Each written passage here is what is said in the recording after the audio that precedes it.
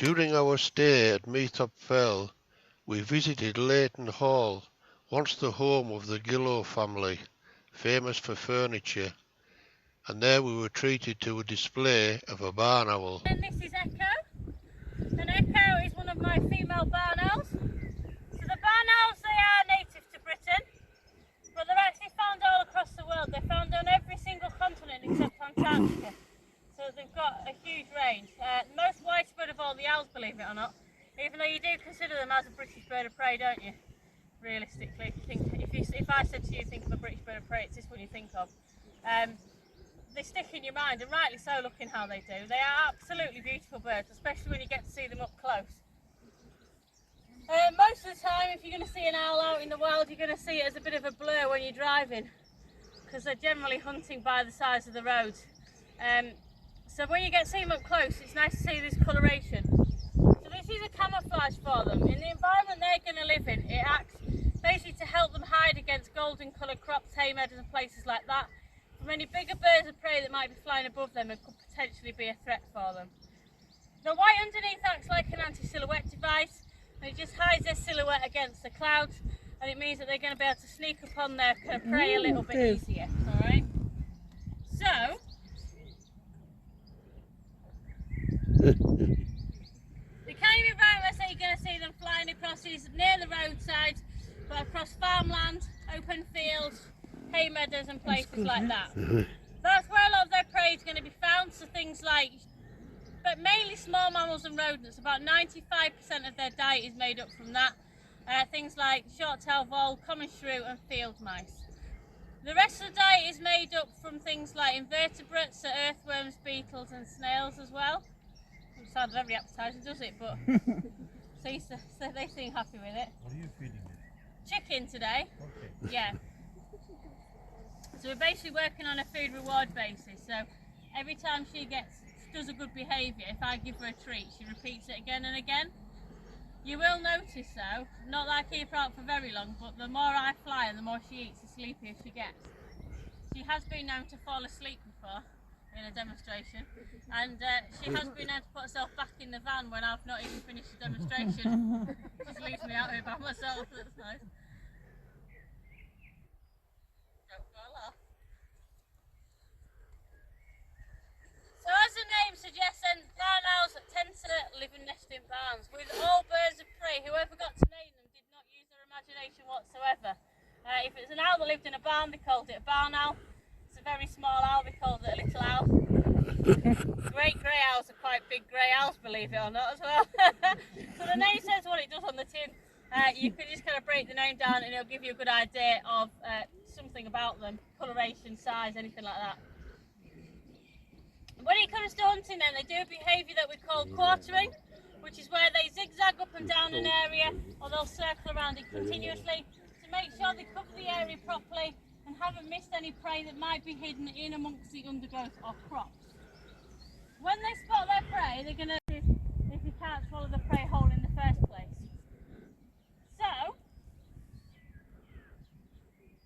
they will try and swallow the prey whole if they can, because it means they spend less time on the ground, which is when a bird like this is going to be most vulnerable.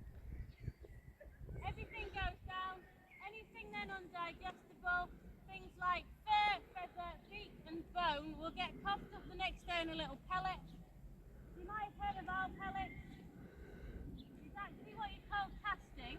All your birds of prey will do it. Yeah, it's something they all do. Even your corvids and your seagulls do it as well. It's not just the owls, believe it or not. It's a way of them getting as much energy and nutrient as they possibly can from each and every meal. And like I say, it's a little bit more efficient in the way they work.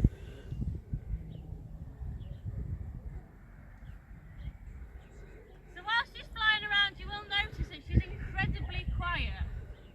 They are almost silent in flight. And the idea is that they're not particularly fast at flying, and obviously with them flying backwards and forwards over the top of their prey, they're going to have to be a bit sneakier. The quieter they can be, the easier they're going to be able to sneak upon their prey and do their hunting successfully. It's all to do with their feather. Their feather is very, very soft, and there's lots and lots of it, and the front edge of the feather on the wings particularly have got like a rough edge to them. It's like a serrated knife almost. It's got like jagged little bits that stick out. And again, what that does, it reduces the disturbance that they make, reduces the noise, and it means that they can move almost silently through the air. Just to give you a little bit of an idea of how many feathers there actually is on this bird, underneath all of her feather, her head is only about the size of a ping pong ball. So there's not a lot of owl going on under there, I'm afraid. Is there? Yeah. Her eyes are quite big then, in comparison to the size of her head, and they do take up an awful lot of room in there, I'm afraid to tell you. They actually take up about 2/3 of the space within her head, which only leaves 1/3 left of a very small space to begin with, left for her ears and her brain and everything else. So it doesn't bode well for the wise old owl theory, does it? So out of all the birds of prey, I am sorry to tell you, but the wise old owl theory is not true. They are the stupidest and the most stubborn out of the lot, aren't you? I'd like to tell you she was the exception, but she's not. But there are a few other things that we kind of associate, kind of facts with the owls, I suppose. My favourite thing that I get asked, especially by school groups, is can an owl turn its head the whole way round? Of course, my answer is yes, but only once in its lifetime. Alright, other than that, it goes about 280 degrees. So not all the way round. The reason they need to move their head so much in the first place is actually to do with their eyes. Her eyes do not move in the sockets, they are completely fixed. So she can actually only see directly in front of herself. So to be able to look around looking out for prey and for predators, she then has to move her entire head to be able to look around and to be able to focus in as well. Okay? And then the final thing we get asked is why have we got the owls out during the daytime? Who thought the owls only came out on a night? It's quite a common thought. Different types of owl prefer different times of day. So there are some that will prefer to be out on a night time in their natural environment, but that will change depending on what the weather's like, what temperatures are like, whether they're hungry or not. Birds of prey only fly when they're hungry. The rest of the time they will remain perched. They're incredibly lazy. Okay, aren't you? Yeah, to do with when prey is available and to do with when predators are at least kind of likely to be out, I suppose. In breeding season then you will find that they are out literally all day and all night because they've got a little mouse to feed and they will need to do all that work. That's charming, that was so take a picture.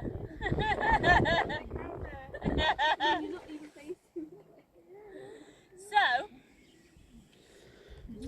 the easiest way to tell with an owl what time of day it would be most active out in the wild is its eye colour. So there's three main eye colours with the owls.